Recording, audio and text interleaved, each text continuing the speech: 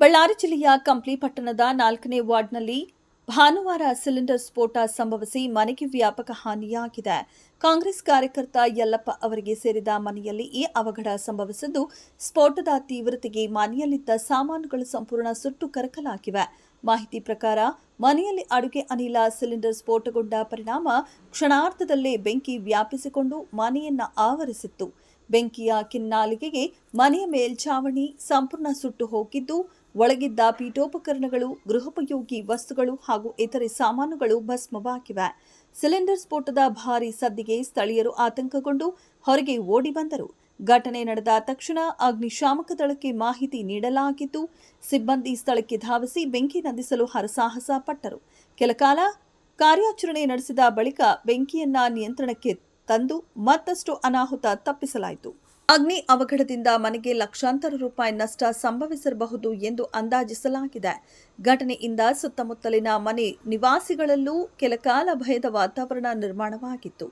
ಸುದ್ದಿ ತಿಳಿದು ಕಂಪ್ಲಿ ಪೊಲೀಸ್ ಸಿಬ್ಬಂದಿಗಳು ಸ್ಥಳಕ್ಕೆ ಭೇಟಿ ನೀಡಿ ಪರಿಶೀಲನೆ ನಡೆಸಿದ್ದು, ಸಿಲಿಂಡರ್ ಸ್ಫೋಟಕ್ಕೆ ನಿಖರ ಕಾರಣವೇನು ಎಂಬುದರ ಕುರಿತು ಮಾಹಿತಿ ಕಲೆ ಹಾಕುತ್ತಿದ್ದಾರೆ. ಅನಿಲ ಸೋರಿಕೆ ಕಾರಣವಾಗಿರಬಹುದು ಎಂಬ ಶಂಕೆ ವ್ಯಕ್ತವಾಗಿದ್ದು,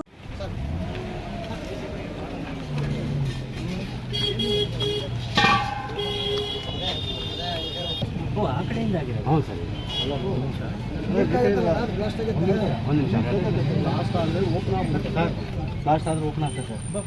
ಇಲ್ಲಿ ಕಾದು ನಿಮ್ಗೆ ಏನಾಯ್ತು ಅಂದರೆ ಇಲ್ಲಿ ವೆಲ್ಡಿಂಗ್ ಮಾಡಿರ್ತಾರಲ್ಲ, ವೆಲ್ಡಿಂಗ್ ಹೊಟ್ಟೆಗೆ ಡಿಫಾರ್ಮ್ ಆಗಿದೆ ಅಲ್ಲ, ಊದ್ಕೊಂಡಿದೆ ಸರ್. ಅದು ಚೆನ್ನಾಗೈತೆ ನೋಡಿ ಸರ್. ಇದು ಊದ್ಕೊಂಡು ಬ್ಲಾಸ್ಟ್ ಆಗಕ್ಕೆ ಇಲ್ಲಿ ಹೋಗಿರೋದಕ್ಕೆ ಬ್ಲಾಸ್ಟ್ ಆಗಕ್ಕೆ ಸಾಧ್ಯ ಕಡಿಮೆ. ನಾನು ಬರ್ತಾನೆ, ನಾನು ಇವನು ಇನ್ನೊಂದು 4 ದಿನ ಸರ್ ಆಫ್ ಮಾಡಿ ಸರ್.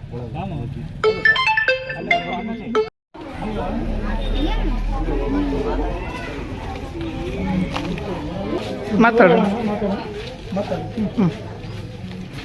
ಏನಾಗುತ್ತೆ? ಸಿಲಿಂಡರ್ ಸೋರಿಕೆಯಾಗಿ ಅದು ಸ್ವಲ್ಪ ಇಷ್ಟುದ್ದ ಬ್ಲಾಸ್ಟ್ ಆಗುತ್ತೆ ಸರ್.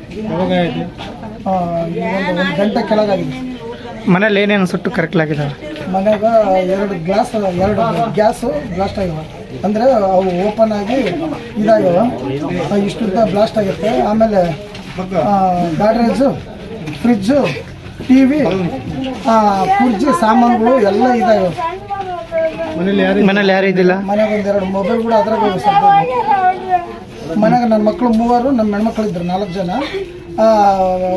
ಸಿಲಿಂಡರ್ ಪೈಪಿಗೆ ಬೆಂಕಿ ಹತ್ತತ್ತಡ್ಲೆ ಹುಡುಗರೆಲ್ಲರೂ ಹೊರಗಡೆ ಓಡಿ ಬಂದಾರ ದುಡ್ಡಿನ ಸಂಖ್ಯೆ. ಆಮೇಲೆ ಬ್ಯಾಂಕಲ್ಲಿ 1 ಲಕ್ಷ ರೂಪಾಯಿ ಬಿಡಿಸ್ಕೊಂಬಂದಿದ್ದೆ ಸರ್, 100 ರೂಪಾಯಿ ನೋಟು. ಅವು ಕೂಡ ಸುಟ್ಟು ಎಲ್ಲ ಬೂದಿ ಆಗ್ಬಿಟ್ಟವು ಸರ್. ಕೆಲವು ನೋಟು ನಂಬರ್ ಕೂಡ ಕಾಣಿಸ್ತದೆ ಸರ್. ಅದನ್ನೆಲ್ಲ ನಾನು ಮಾಡಿಕೊಡ್ತೀನಿ ಅಂತಂದು ಹೇಳ. ಎಷ್ಟು ಗಂಟೆಗೆ ಇದು ನಗದು ಕ್ಯಾಶ್ ಏನು ಕೊಡ್ತೀವಿ? ಆರ್ಥಿಕ ನೆರವು ಕೂಡ ಕೊಟ್ಟಿದ್ದಾರೆ ಸರ್. ಇವಾಗ ಎಷ್ಟು ಕೊಟ್ಟಿದ್ದಾರೆ? 25 ಕೊಟ್ಟಿದ್ದಾರೆ ಸರ್. ಇವಾಗ ಆರ್ಥಿಕ ನೆರವು ಒಂದು 25 ಕೊಟ್ಟರೆ ಸರ್. ಆಮೇಲೆ ಮುಂದೆ ನೀನು ಮನೆ ಮಾಡಲಿಕ್ಕೆ ನಿನಗೇನೇನು ಸೌಲಭ್ಯ ಬೇಕೋ ಅದನ್ನೆಲ್ಲ ನಾನು ಒದಗಿಸ್ತೀನಿ ಅಂತಂದೇಳಿ ಆ PSR ಕೂಡ ಹೇಳಿದ್ದಾರೆ ಸರ್. ಅದೇನು ವ್ಯವಸ್ಥೆ ಬೇಕು ಎಲ್ಲ ಮಾಡಿಕೊಡಂತಂದು ಹೇಳಿದ್ದಾರೆ ಸರ್. ಈಗ ಮನೆ ಕಟ್ಟಾಗಿ ಇಟ್ಟಂಥ ದುಡ್ಡು ಎಲ್ಲ ಅವರಿಗೆ ಎಲ್ಲ ಸುಟ್ಟು ಎಲ್ಲ ಇದಾಗಿಬಿಟ್ಟಿದೆ. ನಮಗೆ ಕೂಡ ಇದು ನೋವಿನ ಸಂಗತಿ. ಎಲ್ಲಪ್ಪ ಮನೆ ಕಟ್ಟಲಿಕ್ಕೆ ನಾನು 50 ಚೀಲ ಸಿಮೆಂಟ್ ಕೂಡ ಕೊಡ್ತಾ ಇದ್ದೀನಿ, ಪ್ಲಾಸ್ಟಿಕ್ ಗೀಸ್ಟಿಕ್ ಮಾಡಿ ಕೇಳಕ್ಕ 25,000 ರೂಪಾಯಿ ದುಡ್ಡು ಕೂಡ ನಾನು ಕೊಡ್ತಾ ಇದ್ದೀನಿ ಅಂತೇಳಿ ಈ ಸಂದರ್ಭದಲ್ಲಿ ಹೇಳಕ್ಕೆ ಇಷ್ಟಪಡ್ತಿದ್ದೀನಿ. ಎಲ್ಲಪ್ಪ ಯಾವುದೇ ರೀತಿಯಿಂದ ಎದೆ ಗುಂದಬಾರ್ದು. ಎಲ್ಲಪ್ಪ ತನ್ನ ಮಕ್ಕಳು, ತನ್ನ ಹೆಂಡತಿ ಸೇಫ್ಟಿಯಾಗಿ ಉಳಿದೋದಕ್ಕೆ ಸಂತೋಷ ಪಡ್ಬೇಕಂತೇಳಿ ಈ ಸಂದರ್ಭದಲ್ಲಿ ಹೇಳಿ, ಅದು ಎಷ್ಟೇ ಮಾಲು ಸುಟ್ಟೋದ್ರೂ ಕೂಡ ಧೈರ್ಯ ತಂದ್ಕೊಂಡು ಮುಂದಿನ ದಿನದಲ್ಲಿ ತಾನು ಇರ್ಬೇಕು, ಕೆಲಸ ಮಾಡ್ಬೇಕಂತೇಳಿ ಹೇಳಿ ಈ ಸಂದರ್ಭ ನಾನು 2 ಮಾತು ಮುಗಿಸ್ತಾ ಇದ್ದೀನಿ. ನಾವೆಲ್ಲರೂ ಅದೀವಿ, ಯಾವುದೇ ರೀತಿಯಿಂದ ಎದೆ ಗುಂದಬಾರ್ದು ಅಂತ ಹೇಳ್ತೀನಿ. ML ಸಾಹೇಬರು ಬಂದಿದ್ರು.